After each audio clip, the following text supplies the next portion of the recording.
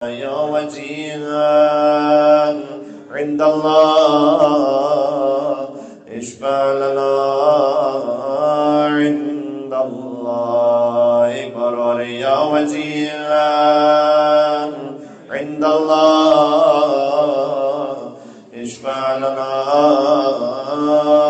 عند الله. صلوات بر محمد وآل محمد.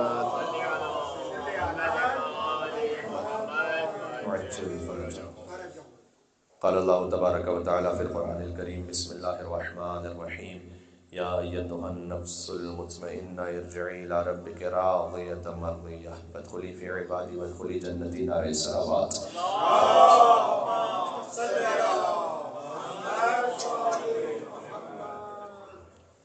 غیر معصومین میں سے جو کوئی بھی مقام صاحب نفس مطمئنہ تک پہنچتا ہے وہ راضیہ اور مرضیہ اس کا نفس ہو جاتا ہے. وہ بتوسط امام علی ابن موسیٰ رضا ہے. علماء نے یہاں لکھا ہے کہ امام کو رضا فقط اس لیے نہیں کہا جاتا کہ وہ خود مقام رضا پر تھے. امام کو رضا اس لیے کہا جاتا ہے کہ دوسرے امام کے ذریعے سے مقام رضا تک پہنچتا ہے. مقام رضا علی ترین مقام ہے اللہ سبحانہ و تعالیٰ کی بارگاہ میں. خود کئی احادیث کا سلسلہ ہے اس پر کہ جو خدا کی رضا پر راضی ہو اس سے بڑھ کر ایک عبد کے لیے کوئی مرحلہ کوئی منزل ہو نہیں سکتی. بلکہ حضور نے یہ فرمایا ہے کہ اللہ سبحانہ و تعالیٰ نے یہ کہا یعنی حدیث قدسی کہ اگر کوئی میری رضا پر راضی نہ ہو اور میری بھیجی ہوئی مصیبتوں پر صبر کرنے کو تیار نہ ہو تو اسے چاہیے کہ میرے علاوہ کسی اور رب کو ڈھونڈ لے اور اس کی عبادت شروع کر دے. یعنی اللہ سبحانہ و تعالیٰ کو مطلوب ہے ایک بندے سے کہ وہ اس کی رضا پر راضی رہے. اپنی تمام تر کوشش کے بعد جو اللہ سبحانہ و تعالیٰ نے اس کے لیے نصیب میں لکھا ہے اس پر راضی و رضا رہے. اس کی اعلیٰ ترین منزل پر فائز امام علی ابن موسیٰ رضا علیہ السلام. اور اللہ کے بندوں میں سے جو اس مقام رضا پر فائز ہو وہ ہوتا ہے بتوسط مولا علی ابن موسیٰ رضا علیہ السلام.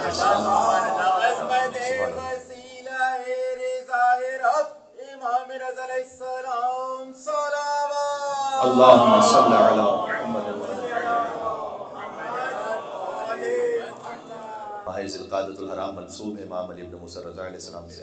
11 ذی القعدہ امام رضا علیہ السلام کی ولادت ہے. 23 ذی القعدہ ایک روایت کے مطابق امام کی شہادت ہے. 25 ذی القعدہ جو روز دہو الارض ہے مخصوصی ہے امام علی ابن موسیٰ رضا علیہ السلام کی زیارت کی. 25 ذی القعدہ کا جو روزہ ہے وہ سال کے 4 بڑے روزوں میں سے ایک ہے. یعنی 25 ذی القعدہ کے روزے کو غدیر کے روزے کے برابر شمار کیا گیا اس لیے کہ 25 ذی القعدہ وہ دن ہے کہ جب زمین بچھائی گئی. آپ جانتے ہیں دہو الارض انما خلقت السماء مبنیہ والارض مدحیہ. اللہ سبحانہ و تعالیٰ نے حدیث قصہ میں جو اللہ کا کلام ہے وہ یہ کہ انما خلقت السماء مبنیہ والارض مدحیہ. میں نے دہو الارض نہیں کیا مگر ان 5 کی محبت. تو دہو الارض ہے تراب کا دن اور غدیر ہے ابو تراب کا دن. 25 ذی القعدہ کو جو رسول اللہ کا حج کا سفر شروع ہوا تھا مدینہ سے وہ اختتام ہوا تھا 18 ذی الحجۃ الحرام غدیر پر. تو دہو الارض کی غدیر سے بھی نسبت ہے. تو دہو الارض میں جو سب سے اہم عمل ہے وہ ہے روزہ رکھنا. میں نے عرض کیا سال کے 4 بڑے روزوں میں سے ایک ہے. دہو الارض میں ہے روزہ رکھنا. سید ابن طاؤس نے لکھا ہے کہ اس دن روزہ رکھنے سے بھی زیادہ افضل زیارت علی ابن موسیٰ رضا علیہ السلام. تو 23 ذی القعدہ امام کی شہادت ایک روایت کے مطابق 25 ذی القعدہ مخصوصی ہے امام علی بن موسیٰ رضی اللہ علیہ وسلم کی زیارت کی. تو ذی القعدہ کا مہینہ گویا منسوب ہے مولا رضا علیہ السلام سے. تھوڑا سا ایک قدم آگے آ جائیے گا. مل کے صلوات بھیجیں محمد و آل محمد علیہ السلام پر. اللہم صلی علی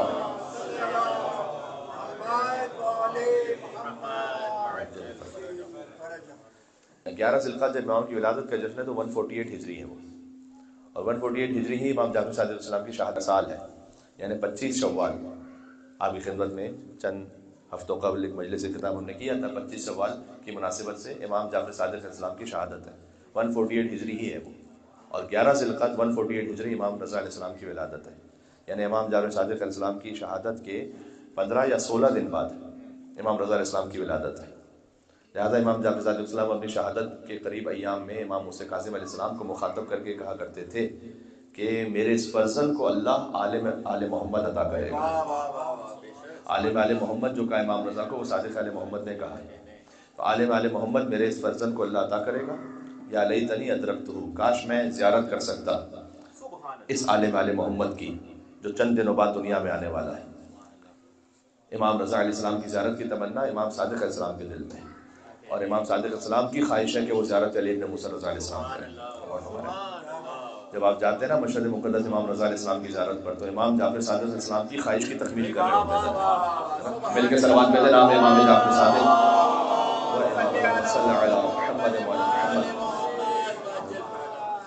تو امام جعفر صادق علیہ السلام نے فرمایا کہ عالم آل محمد اللہ عطا کرے گا میرے اس فرزند موسی کاظم کو.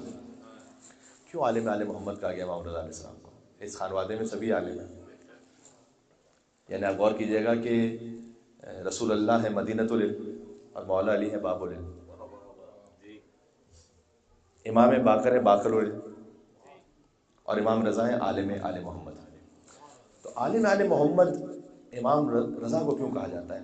اللہ جانے اس کی کیا کیا وجوہات ہیں، خدا ہی اس کی مصلحت کو جانتا ہے. لیکن ایک بات جو سمجھ میں آتی ہے، مولا علی علیہ السلام کی خواہش تھی لو سنیت لی الوسادہ، اگر میرے لیے مسند علم کو بچھایا جائے تو میں اہل انجیل کو فتویٰ دوں گا انجیل سے، اہل تورات کو فتویٰ دوں گا تورات سے، اہل زبور کو فتویٰ دوں گا زبور سے، اہل قرآن کو فتویٰ دوں گا قرآن سے، یہاں تک کہ خود انجیل بول اٹھے کہ علی نے جو کہا وہ حق کہا. اہل انجیل نہیں، خود انجیل بول اٹھے. اہل زبور نہیں، خود زبور بول اٹھے کہ جو علی نے فتویٰ دیا زبور سے وہی حق تھا. اور اہل تورات کے سامنے تورات بول اٹھے کہ جو علی نے کہا وہ حق کہا. اور قرآن بول اٹھے خود، علی مال قرآن والقرآن مع علی، تو ہم حدیث جانتے ہیں، قرآن خود بول اٹھے کہ جو علی نے کہا وہ حق کہا. آپ ذرا غور کیجئے گا، مولا علی علیہ السلام نے اس خواہش کا اظہار کیا لو سنیت لی الوساد، کاش میرے لیے مسند علم کو بچھایا جائے. مولا علی علیہ السلام نے اس خواہش کا اظہار کیا تھا کہ میں اس مسند علم پر تورات والوں کو تورات سے، انجیل والوں کو انجیل سے، زبور والوں کو زبور سے، قرآن والوں کو قرآن سے فتویٰ دوں گا. مولا علی کی خواہش پوری ہو نہیں سکی تھی. ایک محفل میں کوئی ایسی محفل ہمیں نہیں ملتی کہ مولا علیہ السلام نے یہ عمل انجام دیا ہو، اس لیے کہ وہاں پر اس طرح سے لوگ میسر نہیں تھے.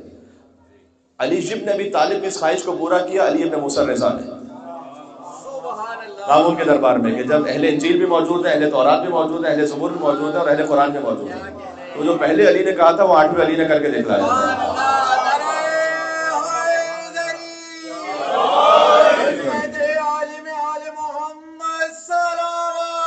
اللہ صلی علی.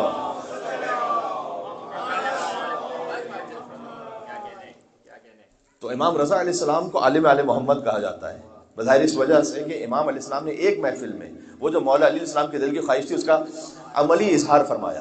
اس کی عملی کیفیت امام رضا علیہ السلام کے دور میں ظاہر ہوئی. اور امام علیہ السلام جب تشریف لائے تو انہوں نے اسی طرح سے سلونی کہہ کر، جو ان کے جد نے فرمایا تھا، اسی سلونی کو کہہ کر امام علیہ السلام نے ہر اس بڑے عالم کو اس کی اپنی کتاب سے فتویٰ دیا کہ جو کتاب کا نسخہ اس کے پاس موجود تھا، یعنی انجیل کا نسخہ جو صاحب انجیل کے پاس موجود تھا، یعنی اس عالم کے پاس جو عیسائی عالم تھا، اور تورات کا نسخہ جو اس یہودی عالم کے پاس موجود تھا. امام علیہ السلام کہتے جاتے تھے کہ تیرے پاس یہ نسخہ انجیل کا، اس کا یہ جواب ہے، تیرے پاس یہ نسخہ تورات کا، اس سے یہ جواب ہے. تو اس خواہش کا جو مولا علیہ السلام کی تھی اس کو عملی طور پر پورا کیا امام رضا علیہ السلام نے. اس لیے شاید عالم آل محمد کا لقب بہرحال امام علی ابن موسیٰ رضا علیہ السلام کو حاصل ہوا. امام علی مقام علیہ السلام صلوات.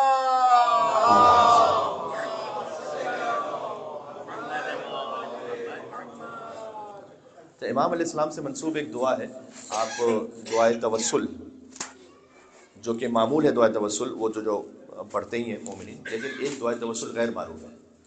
دعائے توسل جو دوسری دعائے توسل کے نام سے لکھی ہوئی ہے مفاتیح الجنان میں، یہ تقریباً نہیں پڑھی جاتی ہمارے یہاں. اس کو بھی کبھی ایک دفعہ دیکھیے گا، اس لیے کہ جو دوسری دعائے توسل ہے اس میں ہر امام سے توسل تو ہے اللہ کی بارگاہ میں، لیکن ہر امام سے کیا مانگنا ہے اس کا توسل بھی ہے. کون سی خاص دعا مانگنی ہے آپ کو کس امام سے، یہ دوسری دعائے توسل کے نام سے یا دعائے توسل غیر معروف کے نام سے. اس میں امام رضا علیہ السلام کا توسل دیکھیے گا، اللہم انی اسألک بحق ولیک، اے پروردگار میں تجھ سے سوال کرتا ہوں تیرے ولی کے واسطے سے، الرضا، وہ ولی کے جو رضا ہے. اچھا، دعائے توسل جو معروف ہے اس میں ہے کہ یا ابا الحسن یا علی ابن موسیٰ الرضا، پہلے امام کا نام ہے، پھر امام کے بابا کا نام، پھر اس کے بعد امام کا لقب. یہاں پر برعکس ہے، اللہم انی اسألک بحق ولیک الرضا علی ابن موسیٰ، کہ میں سوال کرتا ہوں تجھ سے تیرے ولی کے حق کے واسطے سے جن کا لقب رضا ہے، جو علی ابن موسیٰ ہے. اللہ، میں سوال کیا کر رہا ہوں، سلمتنی بہ من جمیع اسفاری، کہ پروردگار میرے جتنے بھی قسم کے سفر ہیں ان سب میں تو مجھے علی ابن موسیٰ رضا علیہ السلام کے ذریعے سے سلامتی عطا فرما. یہ امام علیہ السلام، امام ضامن، امام کو ویسے نہیں کہا جاتا سفر میں. ہاں جی، امام علیہ السلام کے نام کا ایک سکہ جاری ہوا تھا خلافت بنی عباس میں، کہ جب امام علیہ السلام نے ولی عہدی کو قبول فرمایا تھا. پہلے تو مامون یہ چاہتا تھا کہ خلافت قبول کر لیں تاکہ دنیا کے سامنے، خود حدیث میں، تاکہ دنیا کے سامنے ظاہر کیا جا سکے کہ آل محمد بھی دنیا دار ہے. جیسے ہی نے خلافت پیش کی گئی تو فوراً انہوں نے قبول کر لی دنیا داری کی خلافت. امام علیہ السلام نے اس کو رد کی. آپ جانتے ہیں کہ ان جملوں کے ساتھ کہ امام نے فرمایا کہ کیا یہ تیرا حق ہے یا تیرا حق نہیں ہے؟ اگر تیرا حق نہیں ہے تو مجھے دے نہیں سکتا، اگر تیرا حق ہے تب بھی دے نہیں سکتا. کیا خلافت تیرا حق ہے یا تیرا حق نہیں ہے؟ یعنی اللہ کی جانب سے ہے یا اللہ کی جانب سے نہیں ہے. اگر اللہ کی جانب سے ہے تو تیرے لیے تو مجھے دے نہیں سکتا، اور اگر اللہ کی جانب سے نہیں ہے، جو تیرے پاس ہے ہی نہیں، وہ کیسے دے سکتا؟ امام رضا علیہ السلام کا جواب سمجھ میں آ رہا ہے آپ کو؟ کہ اچھا نہیں، آپ کو ولی عہد قبول کرنا پڑے گی ورنہ میں آپ کو قتل کر دوں گا. اور امام علیہ السلام نے اس وقت بہرحال بامر پروردگار اس ولی عہدی کو قبول فرمایا. جب امام نے ولی عہدی کو قبول فرمایا تو ان کے نام کا سکہ جاری ہوا. اور مامون یہ چاہتا تھا کہ اس وقت کے جو علویین ہیں اور سادات ہیں ان کے دل میں عباسیوں کا جو ہیٹریٹ ہے وہ تھوڑا کم ہو سکے اور اس کی حکومت اسٹیبلائز ہو سکے. تو اس وقت امام کے نام کا سکہ جاری ہوا. اب اگر کسی امام کے محب کے پاس امام کے نام کا سکہ آتا تھا تو اس کو آگے نہیں دیتے تھے، وہ امام کے نام کا سکہ رکھ لیتے تھے اپنے پاس. یہ امام کے نام کا سکہ، اس کی تاریخ سنا رہا ہوں آپ کو، کہ امام کے نام کا جو سکہ تھا وہ اپنے پاس رکھ لیتے تھے، کیونکہ اور بھی سکے تھے کئی، لیکن ہر سکے پہ امام کا نام نہیں لکھا ہوا تھا. لیکن اگر کسی محب کے پاس وہ سکہ آ جاتا تھا کہ جس پہ علی ابن موسیٰ رضا علیہ السلام لکھا ہوتا تھا تو اس کو رکھ لیتے تھے. اب دیکھیں امام کے نام کا بھی ایک اثر ہے اور تاثیر ہے. خود امام ہی کی حدیث ہے کہ امام رضا علیہ السلام، ان کا جو نام رکھا گیا، سماہ بسمی علی جن و علی جن، فرمایا ان کا نام ایک علی اور دوسرے علی کا نام رکھا گیا. امام کی حدیث ہے، شیخ مفید نے لکھا ہے اس کو. پہلے علی مرتضیٰ، دوسرے علی ہیں علی زین العابدین، کا ان دو علیوں کے نام پر امام رضا کا نام رکھا گیا. تو پھر امام نے فرمایا لہٰذا علی مرتضیٰ سے علم اور شجاعت پہنچا ہے علی رضا تک، اور علی زین العابدین سے زہد و تقوی اور عبادت پہنچی ہے علی رضا تک.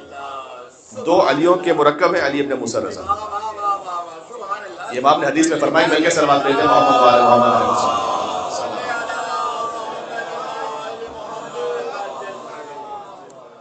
میں ایک بات کہہ دوں، امام باقر علیہ السلام ایک مرتبہ گھر تشریف لے کے ایک بچہ آیا. امام نے کہا کہ مسمو کا، تیرا نام کیا ہے؟ اس نے کہا محمد. کہا بما تکنا بے، گھر میں کس نام سے پکارتے ہیں، یعنی کنیت کیا ہے؟ گھریلو نام جیسا ہمارے جیسا غلام حسین کسی کا نام ہے تو گلو بھائی کہنا شروع کر دیتے ہیں. تو اگر یا کسی کا محمد نام ہے تو منو بھائی یا چنو بھائی، تو اچھے بڑے نام کو بھی تھوڑا سا بگاڑ کے ہی کہتے تھے. لیکن امام نے پوچھا کہ تیرا نام محمد ہے تو بما تکنا بھی، کس نام سے گھر میں پکارتے ہیں؟ تو کہا علی. امام نے کہا سبحان اللہ، تو نے شیطان سے حفاظت کا پورا بندوبست کر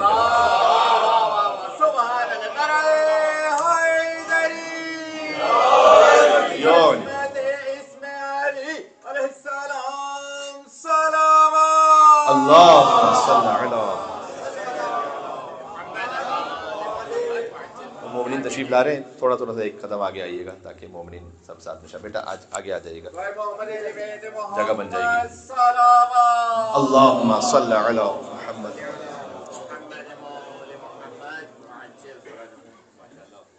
امام نے کہا لقد احتذرت من الشیطان احتذارا، تو نے شیطان سے حفاظت کا بندوبست کیا ہوا ہے، پورا بندوبست، کیونکہ تیرا نام محمد ہے اور پکارنے کا نام علی ہے.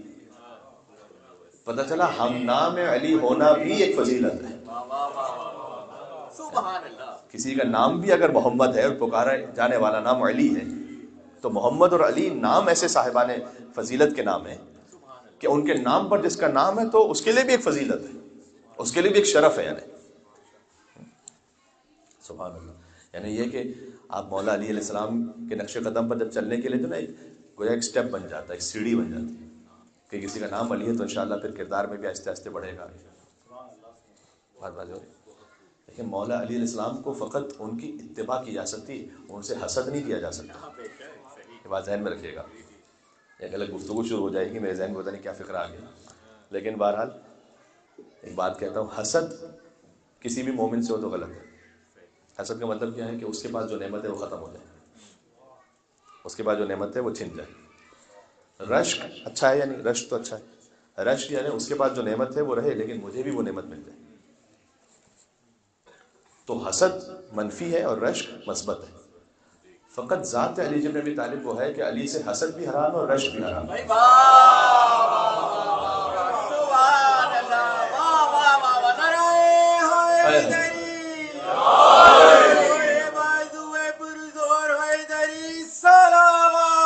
اللہم صل علی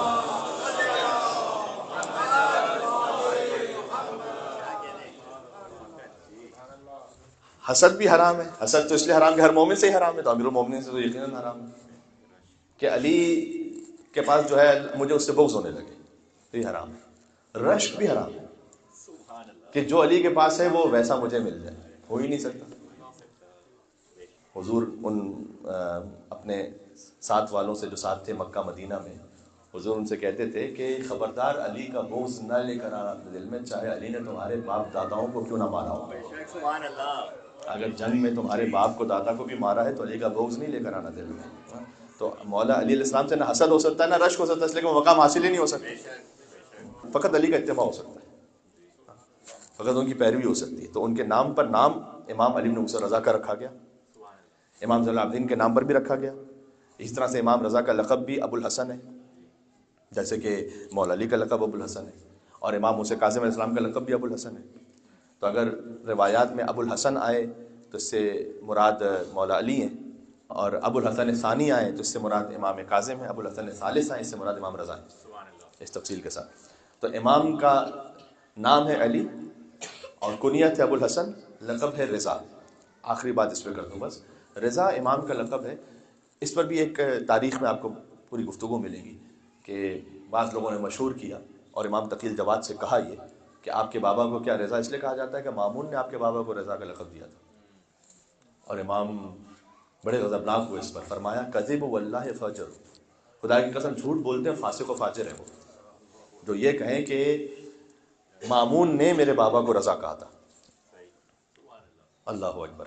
یہ آل محمد علیہ السلام کی فضیلت کو چھپانے کے لیے الگ الگ طریقے پہلے سے وضع کیے گئے ہیں، جن میں سے یہ کیونکہ رضا وہ لقب ہے جو شاید ائمہ علیہ السلام میں سب سے زیادہ کسی بھی اور نام کے ساتھ لگایا جاتا ہے، کسی بھی نام کو رکھنے کے لیے. محمد رضا، علی رضا، حسن رضا، حسین رضا. تو رضا وہ لقب ہے، شاید ائمہ علیہ السلام کے القاب میں سب سے زیادہ لقب کسی کا بھی نام رکھا جاتا ہے وہ رضا ہے. رضا بہت کامن ہے. تو رضا کو امام تقی الجواد سے کسی نے کہا کہ مامون نے، کیونکہ مامون راضی تھا آپ کے بابا سے. اللہ اکبر. تو کیا اس لیے رضا کہا گیا؟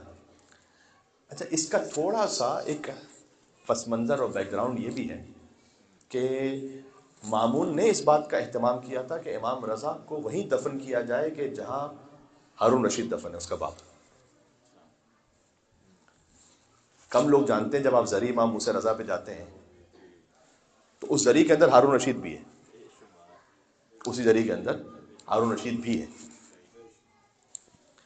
ہارون رشید آیا تھا ایک جنگ لڑنے کے لیے خراسان کے علاقے میں، اس کا کیپٹل تو بغداد تھا. واپسی پر اس کی موت ہو گئی، اور اس کے آخری جملے کیا تھے اور کس طرح سے وہ ریگریٹ کر رہا تھا وہ بھی تاریخ کا ایک پورا حصہ ہے کہ نہ میرا مال میرے کام آیا، نہ میری اولاد میرے کام آئی، نہ یہ سلطنت کام آئی. اس طرح سے وہ ریگریٹ کرتے ہوئے کچھ آیتوں کو بھی پڑھا تھا اور وہیں تڑپ تڑپ کر وہ مر گیا. تو ہارون کی قبر بنی ایک مقام پر جس مقام پر آج امام رضا کی قبر ہے. آپ کو سنتے ہوئے حیرت ہو رہی ہے، لیکن امام رضا علیہ السلام کی قبر جہاں پر ہے اس سے پہلے ہارون کی قبر وہاں پر. ہارون کی موت ہوئی ہے 193 ہجری میں، اور امام رضا کی شہادت ہے 203 ہجری میں، یعنی امام رضا کی شہادت سے 10 سال پہلے ہارون وہیں پر ہے. بلکہ 700 سینچری تک اس مقام کو بقعہ ہارونیہ ہی کہا جاتا تھا. مشہد الرضا بعد میں معروف ہوا ہے، بقعہ ہارونیہ، ہارون کا بقعہ، کیونکہ اس مقام پر ایک گنبد بھی بنا دیا تھا مامون رشید نے اور بعد کے آنے والوں نے، اور بلکہ ایک حجرہ بھی بنایا تھا. امام رضا علیہ السلام کی جب شہادت ہوئی تھی تو مامون نے یہ چاہا تھا کہ میرے باپ کے قدموں میں علی رضا دفن ہو. اب دیکھیں دشمن اپنی تدبیر کرتا ہے بلکہ مکر کرتا ہے، اللہ اپنا مکر کرتا ہے، اللہ بہترین مکر کرنے والا ہے. امام رضا علیہ السلام نے ابا سلط کو بھیجا تھا جہاں ہارون دفن تھا نا، وہاں پر کہا تھا جاؤ ہارون کی قبر کے چاروں طرف کی مٹی لے کر آؤ. تو مٹی لے کر آیا تھا. ابا سلط جب مٹی لے کر آئے تو امام علیہ السلام نے ایک طرف کی مٹی کو سونگا، کہا یہ میرے قبر کی خاک نہیں ہے، ایک طرف رکھ دیں. اس کے بعد دوسری طرف سے امام نے اس مٹی کو سونگا، امام نے کہا یہ بھی حصہ میری قبر کا نہیں ہے. تیسری طرف، چوتھی طرف، امام نے فرمایا یہ میرے قبر کی خاک ہے. مامون نے یہ چاہا کہ اب جب امام کی جب شہادت ہو گئی تھی تو امام کو ہارون رشید کے قدموں میں نعوذ باللہ دفن کیا جائے. امام کا جنازہ چلا بھی وہاں پر اور پہنچا وہاں پر. اب ہارون کے جو قدموں کی جگہ تھی اس کی کھدائی شروع ہوئی. جیسی کھدائی شروع ہوئی تو وہاں پر ایک ایسا بڑا پتھر نمودار ہوا کہ تاریخ میں یہ لکھا ہوا ہے، یہ میں خطابت میں نہیں کہہ رہا، تاریخ میں لکھا ہوا ہے کہ خراسان کی ساری کدالیں منگوا لی گئیں تقریباً، مطلب شاید جو بھی اویلیبل ہوں گی، اور ہر کدال سے کوشش کی گئی کہ وہ پتھر توڑا جائے، وہ ٹوٹا ہی نہیں پتھر. تو وہاں پر قبر بنی نہیں پا رہی تھی. تو کیا کیا جائے؟ پھر اس کے بعد داہنے اور بہانے طرف کھودا گیا کہ کم سے کم داہنے یا بہانے طرف کسی جگہ امام کو دفن کر دے. وہ جیسی کھودا اس مقام کو تو اس میں سے پانی نکلا بہت، اور ابھی پانی ہٹانا چاہتے تھے کہ مچھلیاں نکلی. اب وہ مقام اس قابل نہیں کہ وہاں پر اور کسی کو دفن کیا جائے، بلکہ امام نے ابا سلط کو کچھ روٹیاں دی تھی، کہا جب وہ مچھلیاں نکلے نا تو انہیں یہ رزق دے دینا. سبحان اللہ، کیا کہنے عظمت امام علی مقام علیہ السلام.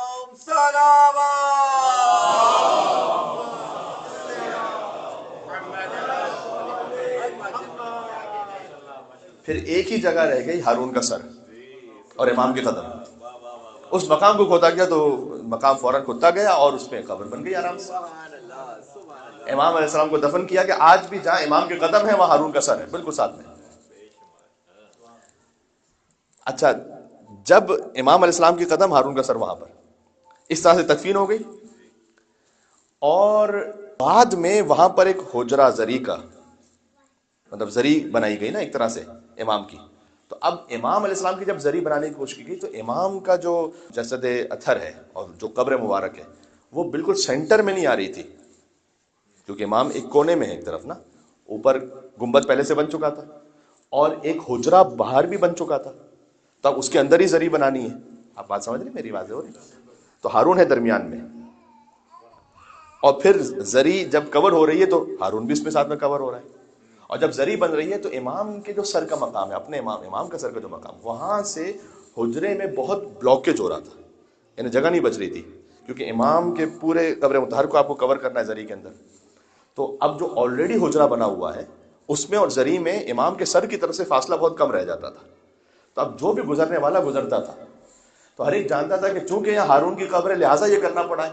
تو وہ کہتے ہوئے گزرتا تھا کہ مولا رضا کے قاتل پہ لعنت ہو جس کی وجہ سے یہاں پر گزرتے ہوئے زائروں کو تکلیف ہو رہی ہے. تو اللہ سبحانہ و تعالیٰ نے وہیں پر ایک خود بخود لعنت کا بھی اہتمام کر دیا. امام کو جب ایسے دفن کیا گیا تو دیبل نے ایک شعر لکھا ہے، وہ دیبل جس نے امام کی خواہش پر ایک مرثیہ کہا تھا، انہی دیبل نے امام کی قبر پر ایک شعر لکھا ہے. عجب شعر ہے. فرمایا کہ اس بقعے کے نیچے شر الناس بھی دفن ہے اور خیر الناس بھی دفن ہے. آپ مشرق سے کہیں اور بھی چلیں گے تو آپ کو مزہ آئے گا.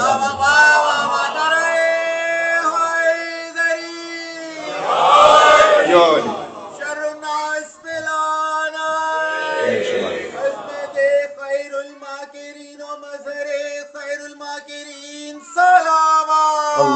صل علی محمد۔ تو دیبل نے، یہ پہلا مصرع ہے، دوسرا مصرع سناتا ہوں۔ دوسرا مصرع اور زیادہ لطیف ہے کہ یہ وہ مقام ہے جہاں شر الناس بھی دفن ہے یعنی ہارون، خیر الناس بھی دفن ہے یعنی علی بن موسیٰ رضا۔ پھر اس نے کہا آگے کہ یعنی یہاں پر طیب بھی دفن ہے اور خبیث بھی دفن ہے، اور یہ اللہ اکبر، انہوں نے کہا یہ مقام اس بات کی دلیل ہے کہ اگر طیب اور خبیث ایک ساتھ دفن ہو جائیں تو نہ خبیث طیب کی طہارت میں کوئی کمی کر سکتا ہے، نہ طیب کے دفن ہونے سے خبیث کی خباثت میں کوئی کمی ہو سکتی ہے۔ یہ دیبل نے شعر لکھا۔ اللہ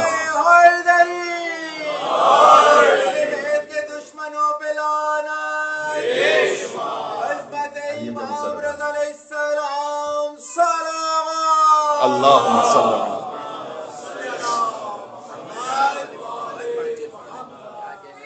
علی۔ تو یہ وہ تھوڑی تفصیل ہے کہ جو امام رضا علیہ السلام کے بارے میں کم ڈسکس ہوتی ہے۔ میں بھی آپ کی خدمت میں پہلی مرتبہ پڑھ رہا ہوں، اگرچہ کہ کچھ 15-20 مجلس سے تو میں پڑھ چکا ہوں شاید امام رضا علیہ السلام کے بارے میں آپ کی خدمت میں، لیکن بہرحال یہ امام رضا علیہ السلام کے جو ایک دفن کی اپنی تفصیل ہے، اس میں اور بھی کچھ تفصیلات ہیں، وہ بھی کبھی اور صحیح، کیونکہ آج بہرحال ولادت کا جشن ہے۔ لیکن میں چاہتا یہ تھا کہ دیبل کا اصل میں شعر آپ کو سناؤں کہ ایک مقام پر شر الناس خیر الناس، طیب خبیث سب ایک ساتھ دفن ہے، لیکن طیب کے ہونے سے خبیث کی خباثت کم نہیں ہوگی۔ دیکھیں یہاں پر اس نے طیب اور خبیث کا لفظ لکھا ہے اس بات کو سمجھانے کے لیے کہ شجر طیبہ اور شجر خبیثہ ان میں سے کوئی ساتھ میں دفن ہو۔ بہت اچھے۔ گناہگار کا لفظ نہیں لکھا، اگر گناہگار دفن ہے تو اس کے گناہ معاف ہو جائیں گے، لیکن اگر شجر خبیثہ میں سے کوئی دفن ہے تو شجر طیبہ کی کسی فرد کے دفن ہو جانے سے اس کی خباثت میں کوئی کمی نہیں ہوگی۔ ہاں یہ بڑا ایک لطیف لفظ ہے یہاں پر جو دیبل نے رکھا ہے یہاں پر۔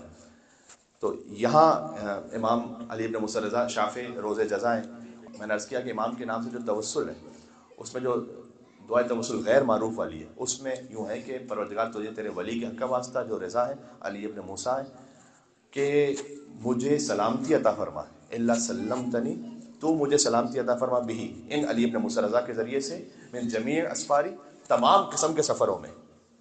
پھر 6 سفر ذکر کیے، وہ 6 کون سے سفر ہو سکتے ہیں کہ من البحار والبرار، سمندروں پر سفر ہو یا خشکی پر سفر ہو یا پہاڑ پر ہو یا صحراؤں میں ہو یا وادیوں میں ہو یا جنگلوں میں ہو۔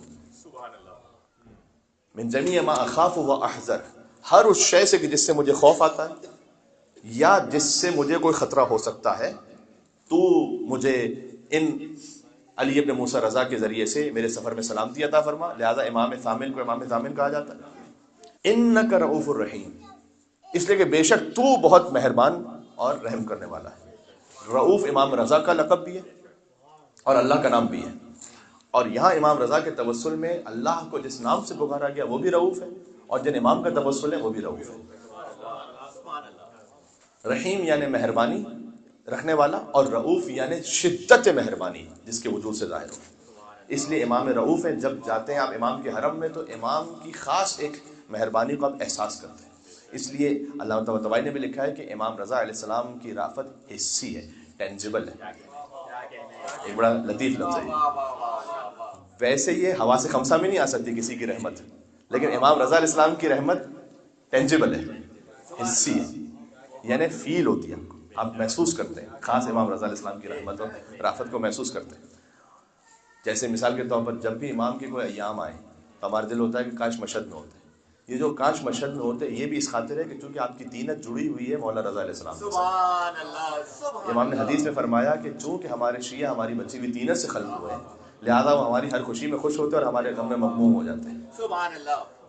تو ہر وہ شیعہ کے جو امام کی خوشی میں خوش ہو اور امام کے غم میں مغموم ہو، خود بخود یہ اس بات کی دلیل ہے کہ یہ امام کی تینت سے خلق ہوا ہے، فاضل تینت سے۔ امام کا جو نور ہے وہ نور الگ ہے، لیکن جو دنیا میں بھیجی گئی امام کی جو تینت ہے جس سے امام علیہ السلام کا وجود ہے، وہ جو تینت ہے فاضل تینت ہے نا، اس سے جو بچی ہوئی تینت تھی اللہ سبحانہ وتعالیٰ نے ان کے شیعوں کو خلق فرمایا۔ تو یہ خاص امام علی بن موسیٰ رضا علیہ السلام کے فضائل کو چھپانے کے لیے رضا کے لیے کہا گیا کہ رضا تو کہہ دیا تھا مامون نے، کیونکہ مامون راضی تھا آپ سے، وہاں سے ساری بات شروع ہوئی تھی کہ مامون نے چاہتا کہ ان کا جنازہ دفنائے مامون کے باپ کے پہلو میں. امام تقی الجواد نے فرمایا کہ خدا کی قسم جھوٹ بولتے ہیں اور فاجر ہیں جو یہ کہتے ہیں.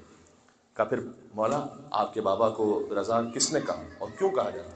تو امام نے فرمایا کہ لأنہ رضا للہ فی سمائی و رضا لرسول اللہ فی ارضہ، اس لیے کہ میرے بابا آسمانوں پر اللہ کی خوشی ہے، زمین پر رسول اللہ کی خوشی ہے. سبحان اللہ سبحان اللہ. اور خوشی کا جو عربی ترجمہ ہے وہ ہے رضا، راضی بہ رضا ہونا. چونکہ آسمانوں پر اللہ کی رضا ہے اور زمین پر رسول اللہ کی رضا ہے، اس لیے میرے بابا کا لقب ہے رضا. اس کے بعد امام سے پوچھا گیا کہ آپ میں سے تو سارے ہی آسمانوں پر اللہ کی رضا ہے اور زمین پر رسول اللہ کی رضا ہے، ایسا ہے یا نہیں؟ تو پھر آپ کے بابا کو خاص رضا کیوں کہا گیا؟ کہ اس لیے کہ میرے بابا سے ان کے دوست بھی راضی تھے اور ان کے فضائل پر ان کے دشمن بھی راضی تھے. یہ مخصوص ہے علی بن موسیٰ رضی اللہ عنہ.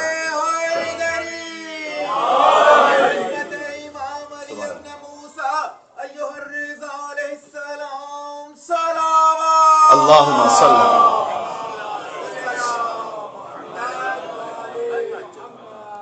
شمس الشموس انیس النفوس ایھا المدفون بارض الطوس. ابو الحسن اور امام رضا علیہ السلام کا یہ خاص کرم، تو امام رضا کے کرم سے اور امام رضا علیہ السلام کے ان فضائل کے اظہار سے ان کے دوست بھی راضی تھے، دشمن بھی راضی تھے. مولا علیہ السلام کے فضائل سے ان کے دشمن راضی نہیں ہوتے تھے. اس وقت امام رضا علیہ السلام کے بارے میں معاملہ ایسا بن گیا تھا کہ چونکہ خود ولی عہد تھے وہ، تو امام کے فضائل کے اظہار پر بہرحال وہاں دشمنوں کو راضی بھی ہونا پڑتا تھا. تو ایک ایسی محفل ہوتی تھی کہ جہاں امام کے دوست و دشمن سبھی جمع ہوتے تھے اور امام کے فضائل کے اظہار پر راضی ہوتے تھے. تو امام جواد نے فرمایا کہ میرے بابا سے دوست بھی راضی تھے، دشمن بھی راضی تھے، لہٰذا خاص ان کا لقب ہے رضا. امام کے 50 القاب ذکر کیے گئے. صدیق، شہید، یہ امام علیہ السلام کے القاب میں سے کہ بہت زیادہ سچ بولنے والے. صدیق وہی لقب ہے کہ جو مولا علیہ السلام کا لقب ہے. تمام ائمہ علیہ السلام کے جتنے القاب ہیں اس میں خود معارف کا ایک بحر بے قرار ہے. کیوں؟ کس امام کو کیا لقب دیا گیا، اس کی خاص وجہ ہے. کتاب النجم الثاقب میں آغا محدث نوری نے امام زمان علیہ السلام کے 180 لقب لکھے ہیں. اب امام کے جو 180 لقب ہیں وہ کیوں ہیں، ہر لقب کیوں ہے امام کا؟ امام کو ہادی کیوں کہا جاتا ہے، امام کو مہدی کیوں کہا جاتا ہے، امام کو منتظر کیوں کہا جاتا ہے، امام کو منتظر کیوں کہا جاتا ہے؟ ہر لقب کی ایک خاص وجہ ہے. صحیح. جیسے رسول اللہ کو ابو القاسم کہا جاتا ہے، تو ابو القاسم میں آپ سے عرض کر چکا ہوں کہ امام رضا ہی سے پوچھا گیا تھا. امام رضا ہی سے پوچھا گیا تھا کہ آپ کے جد کو ابو القاسم کیوں کہا جاتا ہے؟ تو امام نے کہا کہ ان کے بیٹے تھے قاسم، لہٰذا ان کو ابو القاسم کہا جاتا ہے. تو سوال کرنے والے نے کہا حل ترانی اہل زیادہ، کہ اس سے زیادہ کیا اہل سمجھتے ہیں کہ مجھے بتلائیں؟ یعنی وہی کہتا ہے کہ یہ وجہ تو معلوم ہے سب کو، لیکن مولا میں آپ سے پوچھنا چاہتا ہوں کہ اس سے زیادہ کی کوئی مجھ میں اہلیت ہے کہ آپ مجھے بتلائیں؟ تو امام نے یہ بتلایا کہ کیا تم جانتے ہو کہ میرے جد علی قسیم الجنت والنار ہے، علی جنت جہنم تقسیم کرنے والے ہیں. کہ جی مولا میرے اس بات پہ یقین ہے. تو امام نے کہا جو تقسیم کرنے والا اسے کیا کہتے ہیں؟ قاسم. اور چونکہ علی کے استاد ہیں رسول اللہ اور استاد ہے باپ کی جگہ، لہذا علی قاسم ہے اور رسول اللہ ابو القاسم ہے. یہ امام رضا علیہ السلام نے سبحان اللہ سبحان اللہ. کیا کہنے عظمت قاسم و ابو القاسم علیہ السلام صلوات. اللہم صلی اللہ. اب جب خطبے میں آئے نا سیدنا و مولانا ابو القاسم محمد، تو ابو القاسم محمد پر آپ صلوات بھیجیں اس نیت کے ساتھ کہ آپ علی کے باپ پر صلوات بھیج رہے ہیں. امام رضا علیہ السلام نے فرمایا کہ ابو القاسم کی جو گہرائی ہے وہ یہ ہے کہ چونکہ علی کے باپ ہے روحانی رسول اللہ اور علی قاسم ہے. یہ بھی مامون کے دربار کا ہی مناظرہ ہے کہ مامون کے دربار میں اس نے پوچھا تھا کہ آپ کیوں کہتے ہیں آپ کے جد علی کو قسیم الجنت والنار؟ تو مامون بہرحال ایک صاحب علم شخصیت پہ لکھا گیا اس کو تاریخ میں، حدیثیں بھی بیان کرتا تھا. تو امام نے اس سے پوچھا کہ کیا تو یہ جانتا ہے نہیں جانتا کہ میرے جد رسول اللہ نے فرمایا ہے کہ یا علی حبو کا ایمان و بغض کا کفر و نفاق. اے علی تمہاری محبت ایمان ہے، تمہارا بغض کفر و نفاق ہے. کیا تم جانتے ہو کہ میرے جد نے فرمایا کہ میرا یقین ہے، اس نے یوں کہا سامنے کہ میرا یقین اس بات پر کہ حدیث صحیح ہے. تو امام نے کہا کہ اگر یہ حدیث صحیح ہے تو یہ بتاؤ عین المومن، مومن کہاں ہوگا؟ فی الجنہ، جنت میں. وہ عین المنافق، منافق کہاں ہوگا؟ کہ فی النار، جہنم میں. کہ جب مومن جنت میں ہوگا اور علی سے کوئی مومن کے علاوہ محبت کر نہیں سکتا، اور منافق جہنم میں ہوگا اور علی سے کوئی منافق کے علاوہ بغض رکھ نہیں سکتا، تو فیصلہ ہو گیا کہ میرے جد علی کی محبت وہ ہے کہ جو جنت جہنم تقسیم کرنے والے ہیں، لہذا علی قسیم الجنت والنار ہے. یہ کہہ کر امام، سبحان اللہ آپ نے کہا اور کہنا بھی بنتا ہے، یہ کہہ کر مامون کے دربار سے امام نکلے، ابا سلط ساتھ ساتھ نکلے۔ ابا سلط نے کہا کہ مولا کیا ہی جواب دیا آپ نے؟ امام نے کہا اس کے لیے دیا تھا یہ۔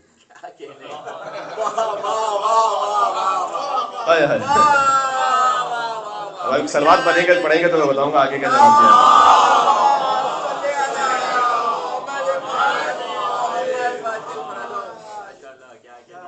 یعنی امام کہنا چاہ رہے تھے کہ ہر ایک کی ظرفیت وہ نہیں ہے کہ ہم اصل حقیقت بتا سکیں گے، یہ اس کے لیے ہم نے جواب دیا تھا کہ یا علی حبو کا ایمان بغضوں کا کفر نفاق۔ اس جواب میں بھی کوئی غلطی نہیں ہے، نعوذ باللہ امام علیہ السلام کی جانب سے بہرحال جواب ہے نا، تو اس میں عین حق ہے، لیکن امام نے کہا اس کی سطح کا جواب تھا یہ کہ چونکہ علی سے کوئی مومن کے علاوہ محبت کر نہیں سکتا اور علی سے کوئی منافق کے علاوہ بغض رکھ نہیں سکتا، تو مومن جنت میں ہوگا منافق جہنم میں ہوگا، تو وہ محبت علی ہی تو جو منافق اور نفاق اور ایمان کے حساب سے جنت جہنم تقسیم کرنے والی ہے، بات ختم ہو گئی۔ جب باہر نکلے ابا سلط نے کہا بہت اچھا جواب دیا مولا۔ امام نے کہا اس کو دیا، کہ مولا پھر حقیقت کیا ہے، پھر کیا جواب ہے؟ امام نے کہا علی القسیم الجنت والنار، میرے جد علی جنت جہنم تقسیم کرنے والے ہیں۔ اس کا معنی یہ ہے کہ میرے جد خود جہنم کے اس راستے پہ کھڑے ہو جائیں گے خود، اور ایک ایک عبد خدا جو آتا جائے گا، جو ان کا مبغض ہوگا علی جہنم میں پھینک دیں گے، کہیں گے ھذا لک یہ تیرا ہے، اور جو ان کا محب ہوگا لے لیں گے ھذا لی یہ میرا ہے، ایسے تقسیم کریں گے۔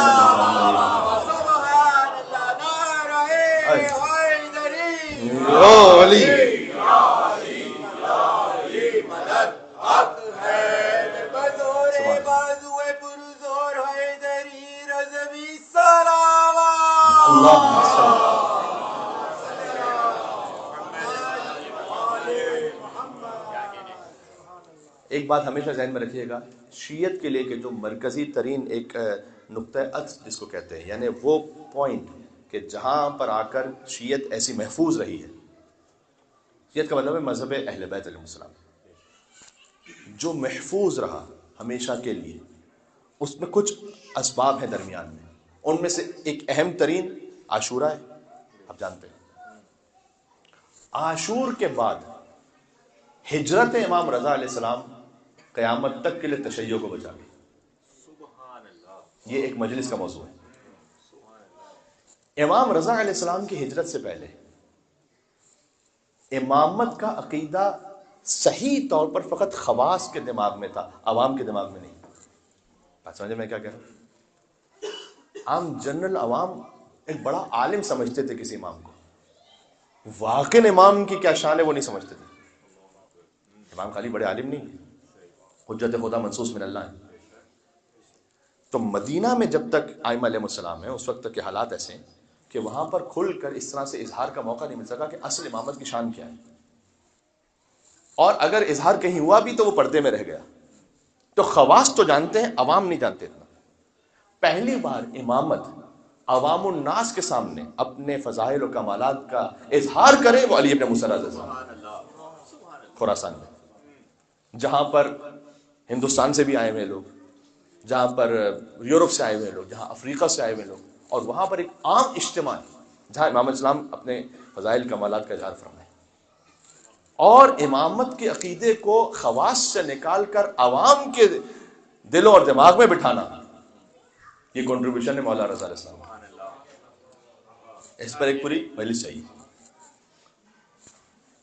اس کا ثبوت میں آپ کو دوں، چھوٹا سا ثبوت۔ تو ثبوت یہ ہے کہ امام علیہ السلام نے عوام الناس کے دل و دماغ میں امامت کی شان کو ایسے بٹھا دیا کہ امام رضا کی شہادت کے بعد 8 برس کے امام محمد تقی الجواد کو امام ماننے میں شیعوں کو کوئی تکلیف نہیں ہوئی، کوئی فرقہ نہیں بنا۔ آپ دیکھیں امام رضا علیہ السلام سے پہلے ہر امام کی شہادت کے بعد کوئی نہ کوئی فرقہ بنا ہے، سوائے امام علی ابن موسیٰ رضی اللہ علیہ السلام کی شہادت، کیونکہ امامت کو اس معیار پر امام نے عام عوام کے دماغوں میں پہنچا دیا تھا کہ چاہے 2 دن کا بچہ بھی ہے، اگر اللہ کی جانب سے ہے تو تعجب نہیں کرنا، یہ عام عوام سمجھ گئے تھے۔ لہٰذا امام رضا کی شہادت کے بعد آپ کو امام تقی الجواد علیہ السلام کی امامت کو ماننے والے جو شیعہ ہیں، ان میں کہیں پر کوئی فرقہ ایسا نہیں بنا کہ جس نے یہ کہا کہ یار ابھی تو انہیں کیسے امام مانے، تو 8 برس کے بھی کسی اور کو امام مان لو۔ اس لیے امام رضا کی امامت کو ماننے والا 12 کا ماننے والا ہے، یہ میں آپ کو بتا چکا ہوں۔ اس لیے امام رضا علیہ السلام کا بطور امام جشن منانے والا وہ شیعہ اثنا عشری شیعہ ہی ہو سکتا ہے۔ مولا علی میں ضروری بات نہیں ہے، امام حسن امام حسین کے لیے ضروری بات نہیں ہے۔ امام حسین کی امامت کے بعد زیدیہ فرقہ بنا ہے، زید شہید کو امام بننے والے بن گئے۔ امام جعفر صادق اسلام کی شہادت، ان سے پہلے کیسانیہ فرقہ بنا، حضرت مختار کی امامت کو ماننے والے بھی بنے، محمد حنفیہ کی امامت کو ماننے والے بھی بنے۔ بعد میں اسماعیلی فرقہ بنا، محمد ابن اسماعیل کی امامت کو ماننے والے بن گئے، بعد اسماعیلیوں سے بوڑھے فرقہ ایک بنا، تو بہرحال ہی فرقہ بنے، فتحی مذہب بنا بعد میں۔ امام رضا علیہ السلام کے بعض بھائیوں نے خود امام رضا کی امامت کو نہیں مانا، اس پہ گفتگو ہو چکی۔ تو امام کے دور میں بھی فرقے بنے، لیکن امام رضا کی شہادت کے بعد جس نے 8ویں کو مانا اس نے 12ویں تک مانا۔ سبحان اللہ، سبحان اللہ، بے شک یہ خاص بات ہے، امام رضا علیہ السلام کی امامت کی خاص بات ہے۔ اس لیے حدیث میں آیا ہے کہ امام رضا علیہ السلام کی زیارت ایک اعتبار سے تمام ائمہ سے افضل ہے، اس لیے کہ باقیوں کے پاس اپنے بھی جاتے ہیں، غیر بھی جاتے ہیں، 8ویں امام کے پاس فقط اپنے آتے ہیں۔ سبحان اللہ، زیارت امام علی رضا علیہ السلام، صلوات اللہم صلی علی، ایک مل کے بلندر سلوات بھی گا، نام علی ابن مسلم، اللہم صلی علی۔ تو امام علیہ السلام کی ذات سے جو اظہار ہوا ہے جس فضیلت کا اور جس بات کا، اس میں یہ سب سے امپورٹنٹ ہے کہ امامت کا صحیح تشخص بٹھانا عام عوام کے دلوں میں۔ اور پھر جب امام محمد تقی الجواد کو انہوں نے 8 برس کے سن میں امام قبول کر لیا اور دل سے ایکسیپٹ کیا شیعوں نے، انہیں کوئی تذبذب نہیں ہوا، اس پہ کوئی ہیزیٹیشن نہیں ہوا، پھر اس کے بعد اللہ کی جانب سے ایک اور تحفہ نصیب ہوا کہ چونکہ اب تم نے 8 برس کے امام کو جو اللہ کی جانب سے حجت ہے اپنا رہبر قبول کر لیا ہے، اب تم اس قابل ہو گئے کہ تم زیارت جامع کبیرہ کو حاصل کر سکو، اور 10ویں امام سے تم زیارت جامع کبیرہ نصیب ہوئی۔ یعنی اس وقت تک شیعہ اس قابل نہیں تھے کہ زیارت جامع کبیرہ کو سمجھ سکیں، 10ویں امام کے زمانے تک اس لائق ہو چکے تھے کہ زیارت جامع کبیرہ اگر امام کی جانب سے دی جائے تو تحمل کر سکیں اس کو، تو امام نے عطا فرما دی۔ اور یاد رکھیے گا زیارت جامع کبیرہ ہماری سمجھ کی انتہا ہے، اہل بیت کے فضائل کی انتہا نہیں ہے، ہماری سمجھ کی انتہا جہاں تک تھی وہ امام نے سمجھا دی ہے۔ قیامت تک کے لیے امامت کے لیے شناس نامہ ہے، کہتے ہیں نا آئیڈینٹیفیکیشن کیا ہے آپ کی، تو امامت کے لیے جو آئیڈینٹی کارڈ ہے وہ کیا ہے، آئیڈینٹیفیکیشن کیا ہے، وہ یہ ہے زیارت جامع کبیرہ۔ یہ نصیب ہوا 8ویں امام کے بعد، چونکہ 8ویں امام نے اس مقام تک پہنچا دیا تھا لوگوں کے شعور کو، اور اس میں امام کے مناظرات بھی ہیں، امام کی حکمت آمیز باتیں بھی ہیں۔ اس لیے آپ دیکھیں گے کہ امام رضا علیہ السلام سے بھی بہرحال کچھ فقہی حدیثیں ہم تک پہنچی ہیں، سب سے زیادہ امام جعفر صادق اسلام اور امام باقر علیہ السلام، لیکن امام رضا علیہ السلام سے یہ ظلم ہوا ائمہ علیہ السلام پر، جہاں ان کی خلافت کو تو غصب کیا گیا، ان کی جو مرجع علمی تھی اس کو بھی غصب کر لیا گیا تھا، یعنی خلافت تو غصب ہو چکی ہے، اب کوئی علمی طور پر بھی پوچھنے کے لیے امام کے پاس نہیں جا سکتا تھا۔ امام حسین علیہ السلام کے زمانے میں علامہ امینی نے لکھا ہے، علامہ امینی نے لکھا ہے کہ جو 10 سال امام حسین علیہ السلام نے شہادت امام حسن کے بعد گزارے ہیں، ان میں کتنی حدیثیں ہیں آپ کے پاس امام حسین سے؟ انہوں نے جو جمع کیا ہے وہ ہے 270 حدیثیں، اس میں فقہی معاملات میں کتنی ہیں؟ 5۔ پوری وسائل الشیعہ انہوں نے دیکھی، اس میں یہ دیکھا کہ امام حسین سے فقہی حدیثیں کتنی ہیں، کیسے نماز پڑھیں، کیسے وضو کریں، کیسے غسل کریں، 5۔ کیا حق ہے یہ امام کا؟ اگر 270 آپ دیکھیں 10 سال میں، یعنی ایوریج 27 ایک سال میں۔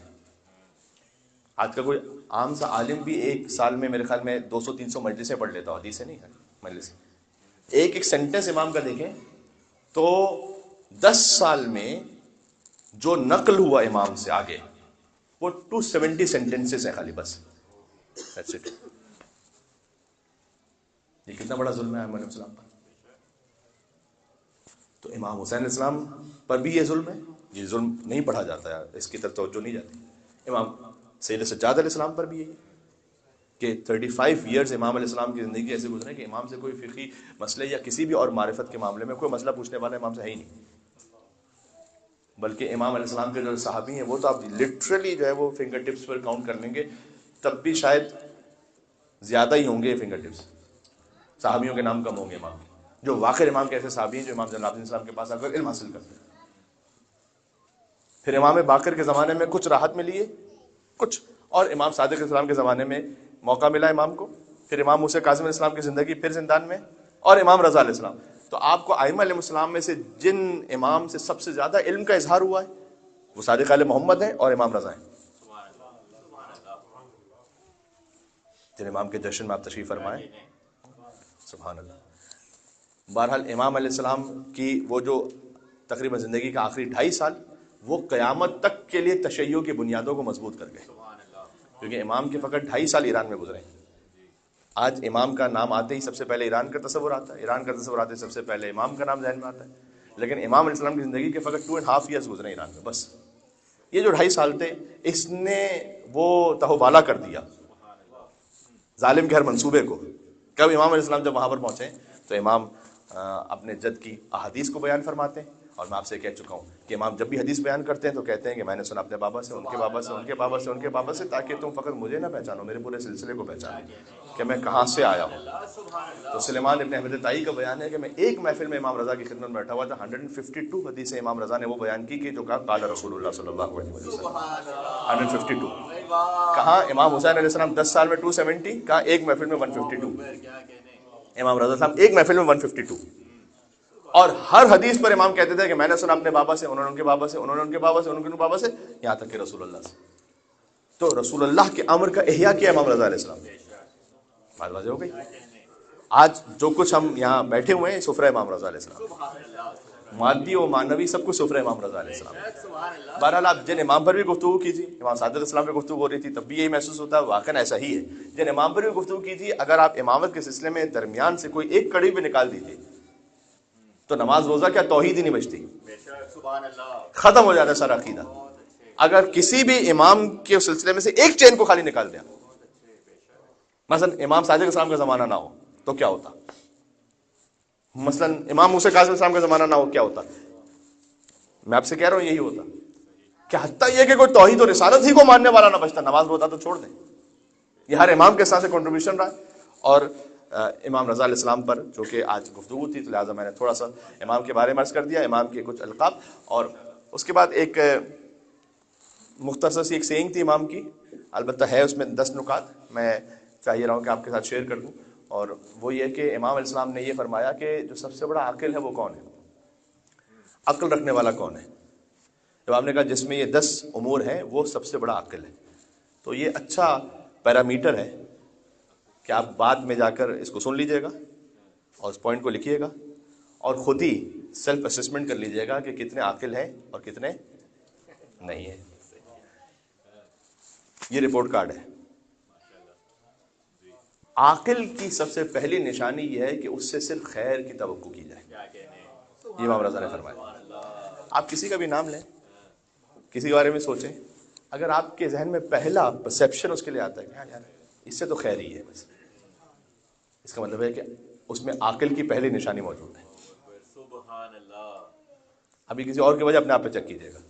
اگر کوئی میرے بارے میں سوچے، میرے دوست، احباب، گھر والے، کیا وہ یہ میرے بارے میں پہلا تاثر لیتے ہیں کہ اس سے صرف خیر ہی صادر ہوگا؟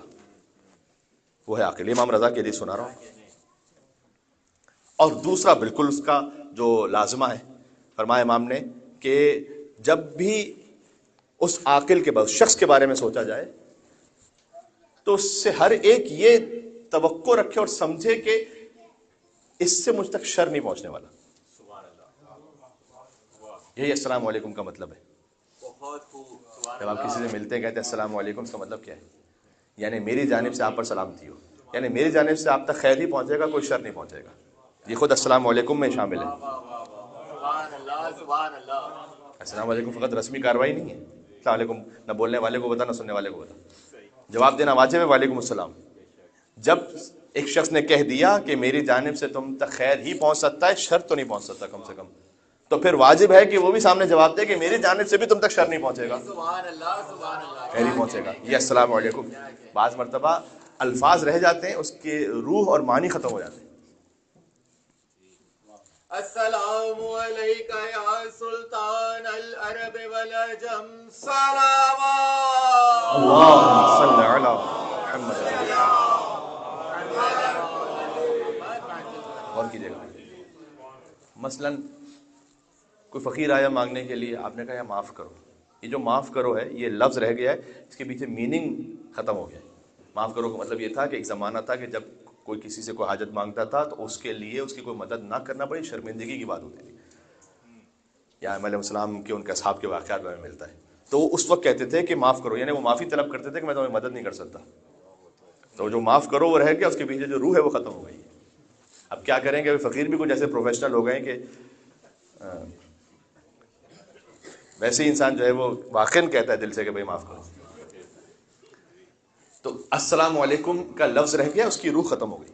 امام نے فرمایا کہ السلام علیکم، یعنی السلام علیکم تو میں تشریح کر رہا ہوں. امام نے فرمایا عاقل کی پہچان یہ ہے کہ پہلا، اس سے تم جب بھی اس کے بارے میں سوچو صرف خیر صادر ہوگا، شر صادر نہیں ہوگا.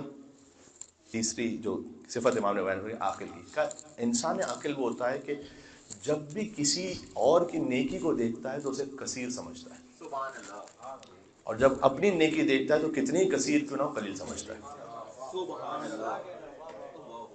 کیونکہ شاید ہو سکتا ہے کہ اللہ تعالیٰ نے اس کو جو جن حالات میں رکھا اس نے جو نیکی کر لی یہی بہت بڑی ہو، اور شاید ہو سکتا ہے کہ اللہ تعالیٰ نے مجھے جتنی نعمتیں عطا کی تھی اس کے مقابلے میں مجھے بہت زیادہ کرنا چاہیے تھا، اور میں نے جو کیا ہے وہ قلیل ہے. یہ امام رضا فرما رہے ہیں. پھر پانچواں امام نے فرمایا کہ انسان عاقل کی پہچان یہ ہے کہ وہ زندگی کے کسی بھی عمر کے حصے میں پہنچ جائے وہ علم حاصل کرنے میں خجالت نہیں کرتا، سیکھنے میں شرماتا نہیں. پھر امام نے یہ فرمایا کہ انسان عاقل وہ ہے کہ جو اللہ کی معصیت میں یعنی گناہ کرتے ہوئے دولت جو مل رہی ہو اس پر وہ غربت کے جو اللہ کے راستے میں ہے اس غربت کو ترجیح دیتا ہے. سبحان اللہ. پھر امام نے فرمایا کہ اگلی پہچان یہ ہے کہ اللہ کے راستے میں اگر گمنامی ہے تو اس گمنامی کو ترجیح دیتا ہے اس شہرت پر کہ جو اللہ کی معصیت پر ہے. سبحان اللہ. سبحان اللہ. اس میں آج کل کا سارا سوشل میڈیا آ گیا، سارا سوشل میڈیا یہاں پر آ گیا کہ اگر کچھ ایسا کرنا ہے جس سے شہرت تو بڑی ملے گی، اللہ راضی ہے ہی نہیں، دیکھ لو پہلے. اور اگر ہم نے کوئی ایسی بے ڈھنگی حرکتیں نہیں کی تو شہرت تو نہیں ملے گی، کوئی پہچانے گا نہیں ہمیں. امام نے کہا کہ اللہ کے راستے پر گمنامی کو وہ ترجیح دے دیتا ہے اللہ کی معصیت پر، وہ اللہ کی معصیت کے جس میں اس کو شہرت مل رہی ہے، شہرت نہیں چاہیے. اور پھر فرمایا کہ اللہ کے راستے میں حاصل ہوئی بظاہر ذلت کو وہ ترجیح دیتا ہے شیطان کے راستے پر آئی ہوئی عزت کے مقابلے پر. یعنی واہ تو ہے لیکن ہے غلط راستہ، اس پر وہ بظاہر ذلت کو قبول کر لے گا کہ ہاں لوگ مجھے برا کہہ لیں گے کوئی بات نہیں، ہے تو اللہ کا راستہ کافی ہے. یہ امام رضا علیہ السلام نے فرمایا کہ انسان عاقل کی یہ پہچان ہے. اب آپ خود جا کے اس کو چیک کر لیجئے گا ٹک کر کے کہ کون کون، ہر ایک اپنے آپ میں بہتر چیک کرنے والا ہے اور بہتر خود اپنے آپ کے لیے محاسب کر سکتا ہے، انسان حساب کر سکتا ہے. خود چیک کر لیں انسان کہ میں کس لیول پر ہوں. 10 میں سے نمبر بھی دے دیں آرام سے کہ 70% عاقل ہوں یا 20% ہوں 10% ہوں، کچھ بڑھنے کی ضرورت ہے کیا. یہ ہے کہ انسان عاقل کی پہچان یہ ہے کہ جب بھی اس سے کوئی حاجت طلب کی جائے تو دل کو تنگ نہ کرے. سبحان اللہ. یہ امام رؤوف، کیا کہنے. خود امام رؤوف ہوں، سبحان اللہ، دل کو تنگ نہ کرے. ممکن ہے تو وہ ضرور اس کی مدد کریں، اپنی شان کے مطابق مدد کریں. ایسا کم ہو گیا ہے بہت، اپنی شان کے مطابق. اللہ نے آپ کو $1-2 کی شان دی ہے یا زیادہ دی ہے، اس کے مطابق مدد کریں جو آپ کو اللہ نے آپ کی شان دی ہے.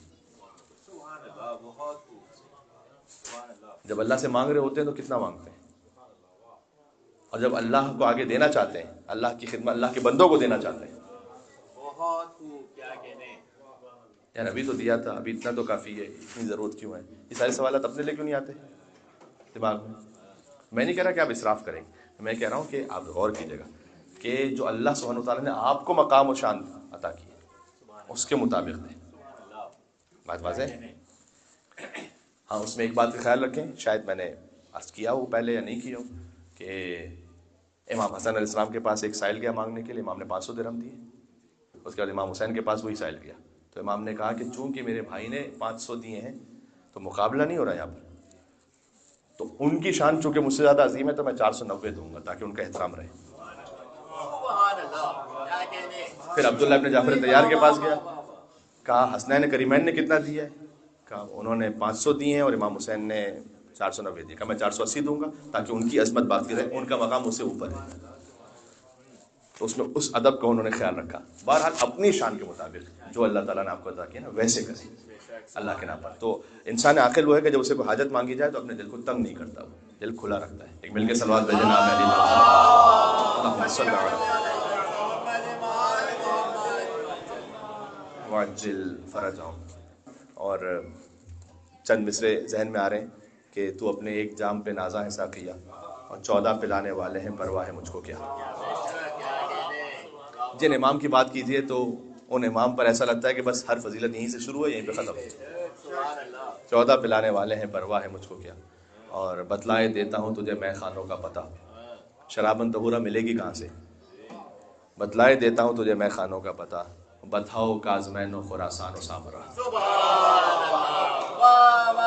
یہ جگہ ہے.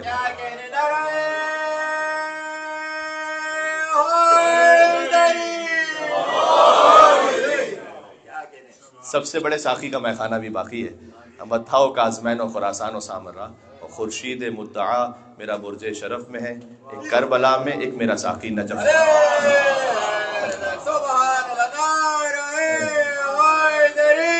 یا علی یا علی یا علی مدد حق. اس امید پر کہ انشاءاللہ امام رضا علیہ السلام کی زیارت اسی سال نصیب ہو، قبر میں ان کی شفاعت نصیب ہو. امام رضا علیہ السلام نے خود فرمایا جو میری زیارت پر آئے تو 3 مقام پر اس کی مدد کے لیے میں آؤں گا. قبر میں سوال جواب کے وقت، اور عند تطایر الکتب جب نامہ اعمال کھولا جائے گا اس وقت ہمیں ہر لمحے پر امام رضا علیہ السلام کی شفاعت سے بہرمند فرما پروردگار.